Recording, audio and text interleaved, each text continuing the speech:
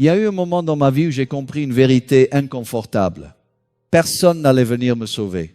J'attendais encore un signe, un encouragement, quelqu'un qui me dise maintenant tu peux y aller. Et ce signe n'est jamais venu. Autour de moi, tout le monde avait une opinion, mais personne n'assumait les conséquences de ma vie. C'est là que j'ai réalisé que tant que j'attendais l'approbation, je restais immobile. Le jour où j'ai arrêté d'attendre, où j'ai décidé d'avancer seul, quelque chose s'est brisé et quelque chose de bien plus puissant est né. Aujourd'hui, je veux vous poser une question simple. Qu'est-ce que vous attendez encore pour agir seul? La plupart des gens pensent que la décision la plus difficile est celle qui se prend face à un grand public, sous pression, avec beaucoup d'enjeux visibles. Mais la vraie décision, celle qui change une vie, se prend presque toujours dans le silence, quand personne n'applaudit, quand personne ne regarde, quand il n'y a ni encouragement ni garantie.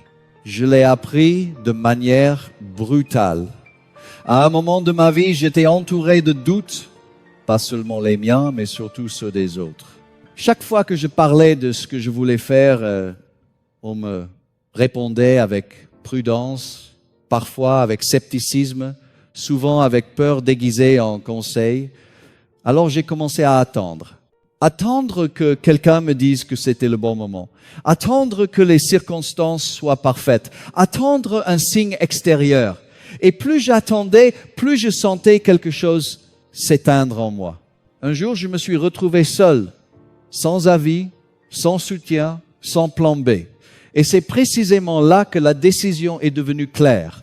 Pas facile, pas confortable, mais claire. J'ai compris que tant que j'attendais des applaudissements, je donnais aux autres le pouvoir de retarder ma vie. Personne ne m'empêchait directement d'avancer, mais personne ne me poussait non plus. Et c'est ça le piège dans lequel tant de personnes tombent. Elles confondent absence d'encouragement avec interdiction d'agir. J'ai pris cette décision seul, pas parce que j'étais sûr de réussir, mais parce que rester immobile devenait plus douloureux que le risque d'échouer. Personne n'a célébré ce choix. Personne n'a dit que c'était courageux. Et pourtant, c'est cette décision silencieuse qui a tout déclenché. Parce qu'à partir de ce moment-là, je n'agissais plus pour être validé, mais pour être cohérent avec moi-même. Chaque matin, je savais pourquoi je me levais, même si personne ne le savait. Chaque effort avait du sens, même sans reconnaissance. C'est exactement ce que beaucoup d'entre vous vivent aujourd'hui.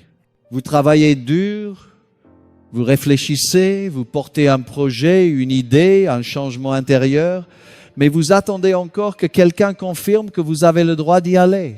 Vous espérez un signe, un soutien, une validation. Et pendant ce temps, le temps passe. La vérité, c'est que les grandes décisions ne sont presque jamais populaires au moment où elles sont prises. Elles deviennent évidentes seulement après coup.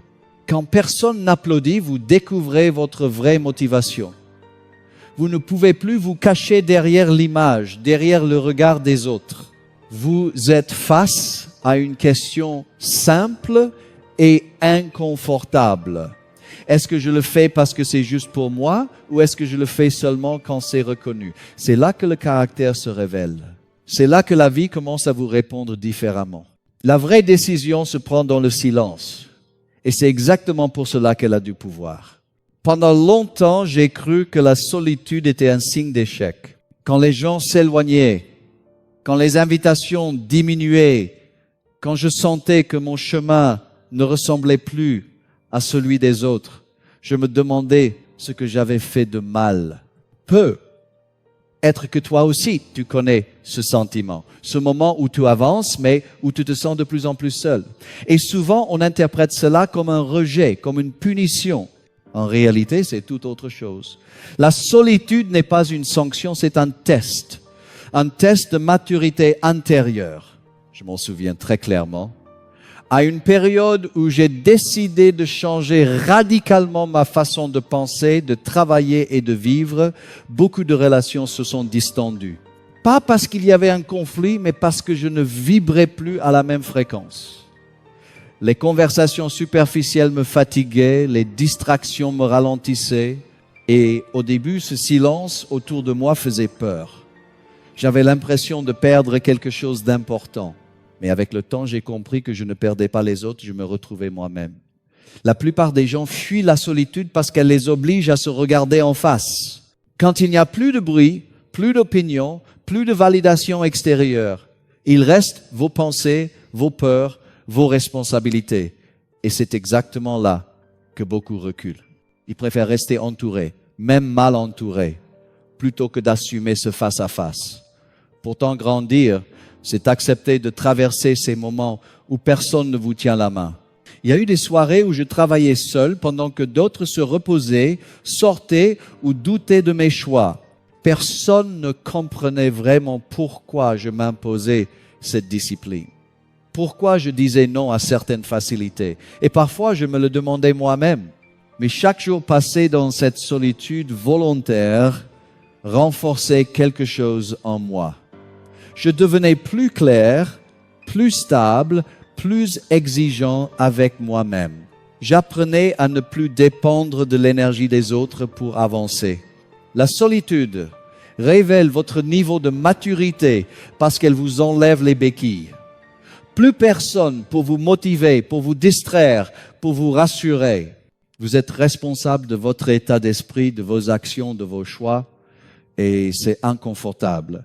Mais c'est aussi là que naît la vraie liberté. Quand vous êtes capable d'être seul sans vous sentir vide, vous devenez dangereux dans le bon sens du terme. Plus personne ne peut vous manipuler par la peur de l'abandon ou du jugement. Beaucoup de personnes abandonnent leur chemin juste pour ne pas être seules. Elles reviennent à l'ancien confort, aux anciennes habitudes, simplement pour se sentir entourées. Mais ce qu'elles gagnent en compagnie, elles le perdent en respect d'elles-mêmes. La solitude, elle, vous apprend à vous respecter avant de chercher à être accepté. Si tu traverses une période où tu te sens seul, ne te demande pas ce qui ne va pas chez toi. Demande-toi plutôt ce que la vie essaie de t'apprendre sur ta force intérieure. La solitude n'est pas une punition, c'est la preuve que tu es en train de grandir. Il y a une chose que personne ne vous dit clairement. Tant que vous ne faites rien seul, vous ne saurez jamais vraiment si vous pouvez compter sur vous-même. Beaucoup de gens parlent de confiance en soi, lisent des livres, répètent des phrases positives, mais au fond, ils attendent encore qu'on les rassure, qu'on les accompagne, qu'on leur dise quoi faire. Je l'ai vécu. Pendant longtemps, je cherchais la sécurité dans le regard des autres, dans leurs conseils, dans leur présence. Tant que quelqu'un marchait à côté de moi, je me sentais fort. Mais dès que je me retrouvais seul face à une décision, le doute revenait.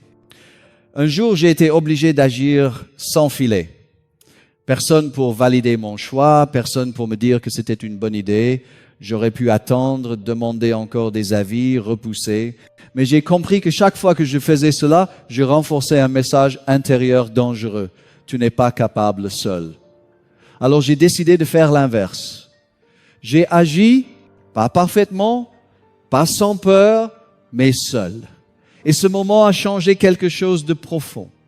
Pour la première fois, je ne pouvais compter que sur moi et c'était terrifiant, mais libérateur. Quand vous faites quelque chose seul, chaque résultat vous appartient entièrement, les erreurs aussi. Et c'est justement ce qui construit la confiance. Vous apprenez que même quand vous vous trompez, vous survivez. Vous apprenez que vous êtes capable de corriger, d'ajuster, de recommencer. Je me souviens d'un projet que j'ai lancé sans soutien réel. Les débuts étaient chaotiques, les doutes constants. Mais chaque petit progrès, chaque problème résolu sans aide extérieure devenait une preuve silencieuse. Je peux me débrouiller. Beaucoup de personnes n'osent pas faire les choses seules parce qu'elles ont peur d'échouer sans témoin pour les rattraper. Elles préfèrent rester dans l'attente, dans la préparation, dans la discussion. Mais à force de ne jamais agir seules, elles n'accumulent aucune preuve intérieure de leur valeur. La confiance ne vient pas quand tout est sécurisé. Elle naît quand vous avancez malgré l'incertitude. J'ai aussi appris que faire les choses seul ne signifie pas rejeter les autres. Cela signifie ne plus dépendre d'eux pour se sentir capable. Quand vous avez déjà affronté des décisions seuls, quand vous avez déjà tenu sans soutien, la présence des autres devient un bonus, pas une nécessité. Vous agissez avec plus de calme, plus de clarté, parce que votre base est solide. Regarde ta propre vie. Combien de projets n'as-tu pas lancés parce que tu attendais quelqu'un pour t'accompagner? Combien de décisions repousses-tu parce que tu espères encore être rassuré? Chaque fois que tu attends, tu repousses la rencontre la plus importante, celle avec ta propre confiance. Fais-le seul, pas parce que c'est facile, mais parce que c'est ainsi que tu deviens quelqu'un sur qui tu peux enfin compter. Pendant longtemps, j'ai cru que la discipline ressemblait à ce que l'on voit de l'extérieur. Des moments de motivation intense, des décisions spectaculaires, des réussites visibles que les autres applaudissent. Je pensais que si je me sentais inspiré, alors j'étais discipliné. Et quand l'inspiration disparaissait, je croyais que quelque chose n'allait pas chez moi. La vérité, je l'ai apprise dans des moments beaucoup moins glorieux, quand personne ne regardait, quand il n'y avait ni énergie particulière, ni reconnaissance. C'est là que j'ai compris que la discipline ne se construit jamais sur scène, mais toujours dans l'ombre. Je me souviens de périodes où je me levais tôt. Non pas parce que j'en avais envie, mais parce que j'avais pris un engagement envers moi-même. Il n'y avait personne pour le voir, personne pour le féliciter. Personne ne savait que je travaillais sur mes objectifs pendant que le reste du monde dormait. Et parfois je me demandais à quoi bon, pourquoi faire tous ces efforts si personne ne les remarque? Mais chaque fois que je respectais cet engagement silencieux, quelque chose se renforçait en moi. Pas mon image, pas mon ego, mais mon caractère. La plupart des gens abandonnent parce qu'ils associent la discipline à la motivation. Quand ils ne ressentent plus l'élan, ils s'arrêtent. Ils pensent que travailler sans reconnaissance est inutile. Pourtant, c'est exactement là que la discipline commence. Dans ces jours ordinaires, répétitifs, parfois ennuyeux, où vous faites ce que vous avez décidé de faire, même si rien ne vous y pousse extérieurement. J'ai appris que ces moments invisibles sont des votes silencieux pour la personne que vous devenez.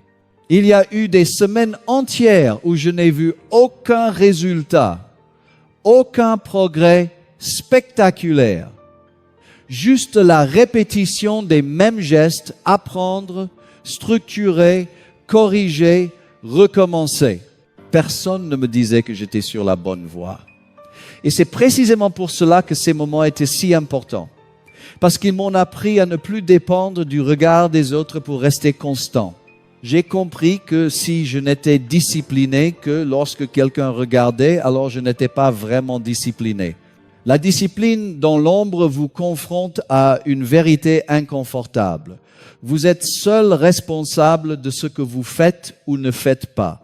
Il n'y a pas d'excuses, pas de public à impressionner. Juste vous et vos standards. Et ce face-à-face est exigeant, mais il crée une force que rien ne peut ébranler. Quand vous savez que vous êtes capable de tenir sans être vu, vous devenez stable, fiable, solide. Beaucoup rêvent de reconnaissance sans avoir construit les fondations invisibles. Ils veulent les résultats sans les routines, les succès sans les sacrifices silencieux. Mais la vie ne fonctionne pas ainsi. Ce que vous construisez dans l'ombre finit toujours par apparaître à la lumière. Et quand ce moment arrive, ce n'est pas un coup de chance, c'est le résultat d'une discipline que personne n'a vue. La discipline que tu pratiques quand personne ne te regarde décide de la personne que tu deviens quand le monde te regarde enfin. Pendant longtemps, j'ai cru que l'approbation était une étape normale avant d'agir. Je pensais qu'il fallait d'abord être compris, soutenu, validé. Alors j'expliquais mes idées, je partageais mes projets, j'attendais des réactions rassurantes, mais ce que je recevais le plus souvent, ce n'était pas de la foi, c'était de la prudence. Des phrases comme « tu es sûr »,« ce n'est peu »,« être pas le bon moment », et si ça ne marche pas, et sans m'en rendre compte, je laissais ces doutes ralentir mes décisions. Plus j'attendais l'approbation, plus je perdais mon élan. Un jour, j'ai réalisé quelque chose de brutal.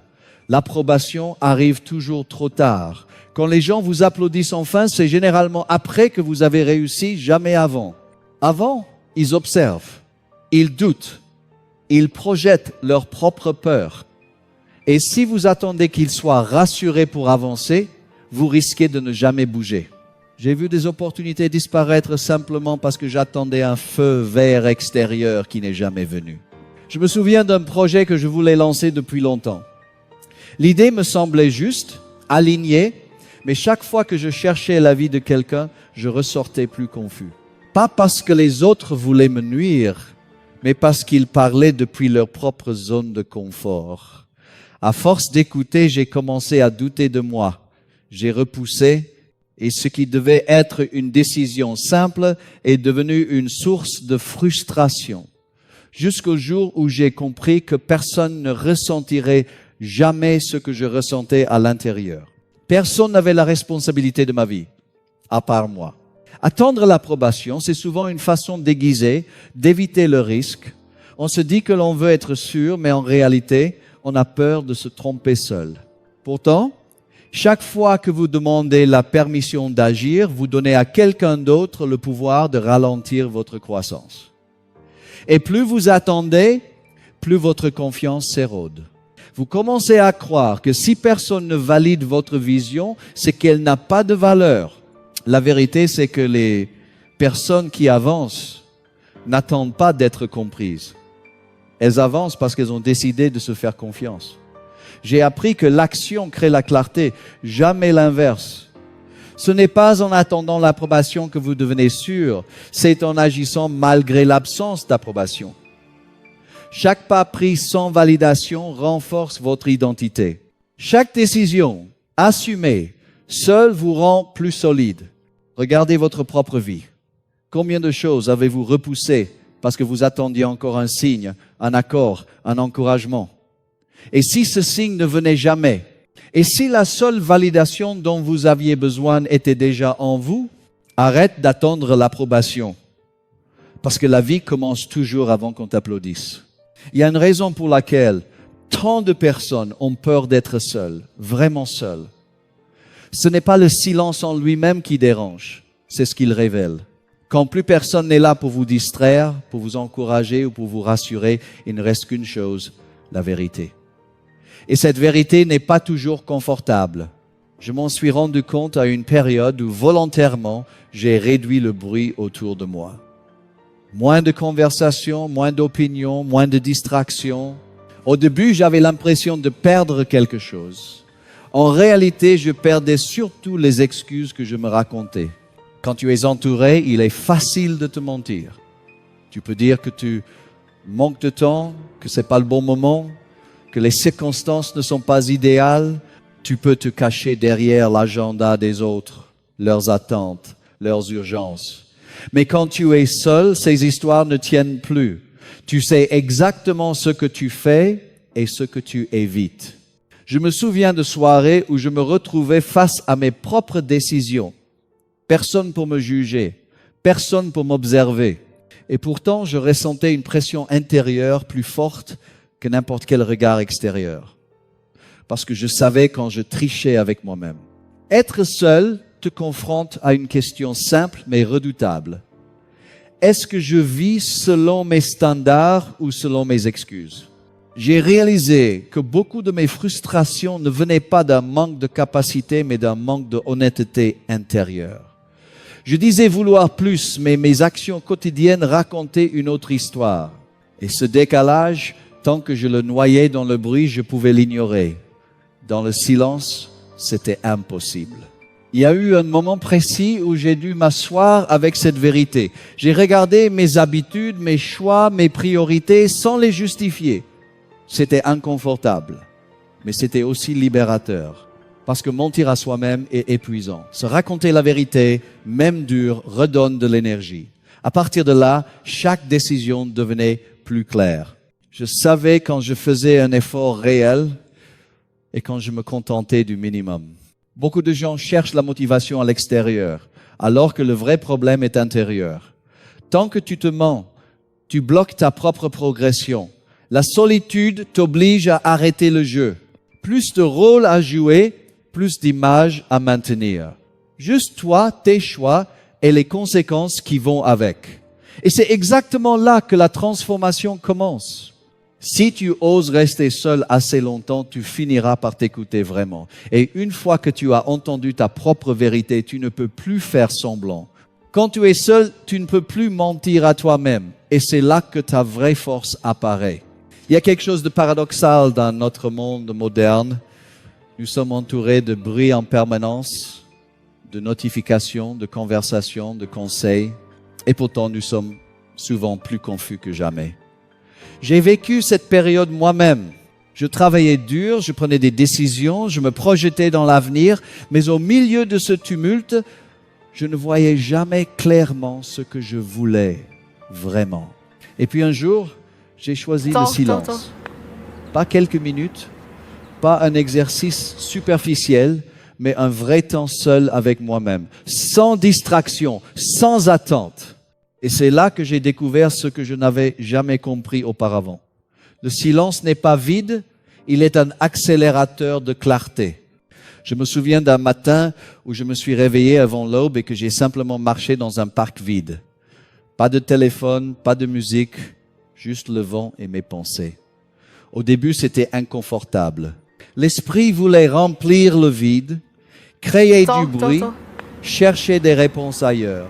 Et petit à petit, en écoutant simplement, j'ai commencé à distinguer mes pensées les plus importantes, à comprendre mes priorités réelles, à reconnaître les distractions qui me ralentissaient.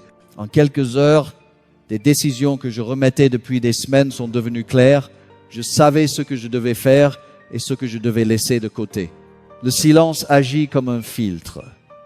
Il sépare le superflu de l'essentiel, les peurs imaginaires des véritables défis. Quand tu arrêtes de chercher des réponses à l'extérieur, tu te connectes à ta propre voix intérieure. J'ai vu tant de personnes être comme toi, courir après des conseils, écouter 1000 avis et finir encore plus perdues. Elles pensent que l'information extérieure va les guider, mais ce qui manque, c'est le temps de réfléchir, de ressentir, de comprendre ce qui est vraiment important pour elles. J'ai aussi appris que le silence n'est pas seulement pour les grandes décisions. Même les gestes quotidiens prennent plus de sens. Les habitudes, les routines, les priorités quotidiennes deviennent claires quand tu peux les observer sans distraction. Par exemple, je notais chaque matin 3 actions qui avaient réellement de l'importance sans me laisser influencer par le tumulte extérieur. Et ce simple rituel, dans le calme, a transformé ma productivité et ma perception de ce qui compte vraiment. Le silence te met face à tes contradictions, tes désirs et tes valeurs. Il t'oblige à décider pour toi-même et non pour impressionner les autres ou suivre la norme. Et c'est exactement pour cela qu'il accélère la clarté. Il enlève tout ce qui est superficiel et te laisse avec ce qui est réel. Si tu cherches à avancer, à créer une vision claire de ta vie, à comprendre ce que tu veux vraiment, tu dois embrasser le silence. Pas comme une pause, pas comme une fuite, mais comme un outil puissant pour aligner ton esprit avec ton cœur et tes actions. Le silence n'est pas une absence, c'est une accélération vers la clarté. Il y a quelque chose de profondément transformateur à faire les choses seules. Au début, cela peut sembler effrayant, même insupportable. Vous êtes seul avec vos décisions, seul avec vos doutes, seul face à la responsabilité de chaque action. Mais c'est exactement dans ces moments-là que votre véritable identité commence à se former. Je l'ai vécu moi-même à de nombreuses reprises. Il y a eu des projets où je n'avais ni mentor, ni soutien, ni validation. Tout ce que j'avais, c'était ma volonté et mes idées. Au début, je me suis senti vulnérable. J'aurais voulu qu'on me rassure, qu'on me dise que j'étais sur la bonne voie, mais personne ne l'a fait. Et c'est là que j'ai compris une vérité fondamentale. Ce que vous accomplissez seul vous appartient entièrement et forge une force que personne ne peut enlever. Lorsque vous agissez sans le regard des autres, vous ne pouvez plus vous cacher derrière les opinions, les conseils ou les encouragements. Chaque succès, chaque échec devient votre responsabilité. Je me souviens d'un projet professionnel où j'avais lancé une initiative risquée. Tous mes amis doutaient, certains étaient sceptiques et les mentors que je respectais étaient occupés ailleurs. J'étais seul. Mais c'est cette solitude qui m'a obligé à trouver en moi les solutions, à écouter ma voix intérieure et à persévérer malgré les obstacles. Les décisions prises dans ces moments deviennent des preuves tangibles de ce que vous êtes capable de réaliser. Elles sculptent votre caractère, affinent votre jugement et solidifient votre confiance. Beaucoup cherchent la sécurité dans le soutien des autres. Ils veulent des partenaires, des mentors, des amis qui valident leur choix avant de bouger. Mais cette dépendance affaiblie, elle empêche de découvrir votre vraie force. Quand j'ai commencé à me fier moins aux avis des autres et à agir selon mes propres standards, j'ai senti une transformation. La peur initiale s'est transformée en résilience. L'incertitude a cessé d'être un obstacle pour devenir un moteur. Chaque fois que je réussissais seul, même modestement, je renforçais non seulement mes compétences, mais surtout ma conviction que je pouvais compter sur moi-même quoi qu'il arrive. Faire les choses seul vous apprend également à tenir vos engagements envers vous-même. Quand personne ne regarde, quand personne ne surveille, vous découvrez votre véritable niveau de discipline et de détermination. Chaque action répétée sans témoin, chaque effort silencieux construit un socle invisible mais indestructible. C'est ainsi que se développe une identité inébranlable, une identité qui ne dépend pas du jugement des autres, qui ne vacille pas face aux critiques et qui sait avancer même quand le monde ne regarde pas. Si vous voulez devenir quelqu'un sur qui vous pouvez toujours compter, quelqu'un capable de persister malgré les doutes et les obstacles, commencez à faire les choses seul. Ce que vous accomplissez seul devient la fondation solide de votre identité. Pendant longtemps, j'ai cru que la confiance venait des autres. Je pensais qu'être soutenu, entouré, validé me rendrait fort. Chaque fois que je prenais une décision, je cherchais un signe extérieur, un mentor, un ami, une approbation. Et à chaque fois que ce signe tardait ou ne venait pas, je doutais de moi-même. J'ai compris plus tard que cette dépendance rend la confiance fragile, éphémère, comme un château de cartes prêt à s'effondrer au premier vent contraire. La véritable confiance ne naît pas des compliments ou des encouragements. Elle naît de l'indépendance. Je me souviens d'un moment précis dans ma vie où cette vérité m'a frappé de plein fouet. J'étais confronté à un projet risqué, complexe, et personne autour de moi ne croyait en sa réussite. Certains étaient sceptiques, d'autres m'offraient des conseils que je ne pouvais pas suivre, et aucun mentor n'était disponible pour me guider. J'aurais pu reculer, chercher un feu vert ou attendre un signe de validation. Mais j'ai choisi de faire autrement. J'ai décidé de me faire confiance entièrement, même si cela signifiait avancer seul. Ce choix m'a mis face à une réalité inconfortable. Tout reposait sur moi. Et c'est précisément cette responsabilité, assumée pleinement, qui a commencé à créer une force que rien ni personne ne pouvait ébranler. L'indépendance vous apprend à compter sur vous-même. Et c'est exactement ce qui forge une confiance solide. Chaque fois que vous prenez une décision seule, que vous agissez malgré le doute et que vous assumez les conséquences, vous renforcez votre conviction intérieure.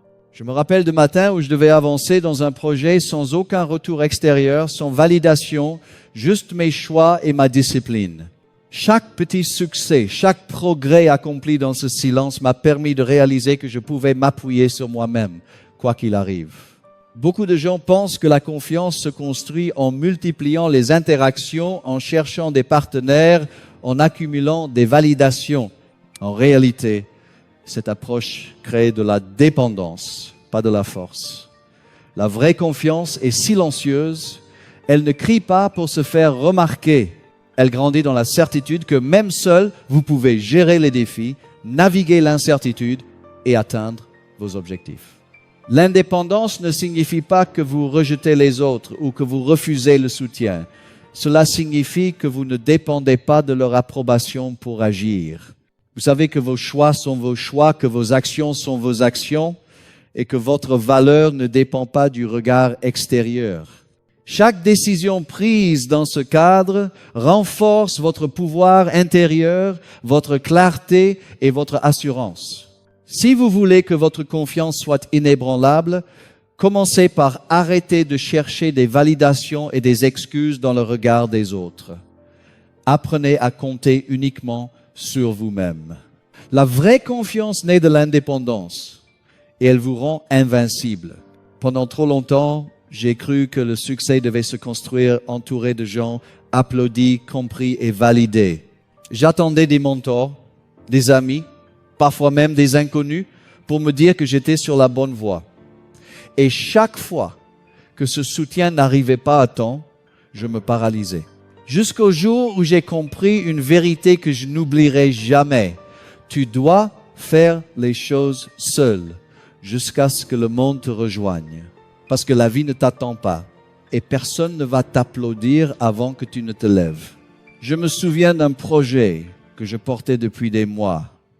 Les autres autour de moi doutaient. Certains discouraient sur les risques, d'autres étaient absorbés par leur propre vie. Aucun encouragement, aucune validation. J'avais deux choix. Attendre, perdre du temps et des opportunités ou agir malgré tout. J'ai choisi d'avancer seul. Les premiers pas étaient terrifiants. J'étais seul face à mes peurs, face à l'incertitude, seul avec mes décisions. Mais chaque action, même minime, renforçait ma confiance. Et petit à petit, le momentum s'est créé. Ce que j'ai accompli seul a commencé à attirer l'attention. Les sceptiques ont commencé à remarquer. Les mentors ont commencé à écouter. Et ceux qui doutaient ont fini par me rejoindre. Faire les choses seul est inconfortable, c'est vrai. Mais c'est dans cet inconfort que vous découvrez votre véritable force. Quand personne ne regarde, vous êtes forcé de vous tenir debout pour vous-même, de trouver vos solutions, de créer votre discipline et de tester vos limites. J'ai vu tellement de gens abandonnés par le regard des autres, reculer, hésiter et perdre des opportunités simplement parce qu'ils attendaient que le monde leur donne le feu vert. Mais ceux qui persévèrent, ceux qui choisissent d'agir malgré la solitude, développent une identité solide et un caractère inébranlable. Je me souviens aussi des moments où j'ai pris des décisions radicales sans soutien. L'incertitude était énorme. Le doute constant. Mais en restant fidèle à ma vision, en persistant dans le silence et dans l'ombre, j'ai construit quelque chose que personne ne pouvait ignorer. Et ce n'est que lorsque j'ai atteint ce point que les autres ont commencé à comprendre, à s'aligner et à me suivre. Faire les choses seul jusqu'à ce que le monde vous rejoigne ne signifie pas rester isolé pour toujours. Cela signifie que vous choisissez votre rythme, que vous construisez sur vos bases, et que vous ne dépendez de personne pour valider votre valeur. Chaque décision que vous prenez seul devient un aimant pour les bonnes personnes et les bonnes opportunités. Les autres ne vous rejoindront que lorsque vous aurez créé quelque chose de réel, quelque chose qui ne dépend pas de leur approbation, mais de votre constance et de votre courage. Agissez seul, persévérez, tenez vos engagements, avancez dans l'inconfort. Faites-le seul jusqu'à ce que le monde te rejoigne.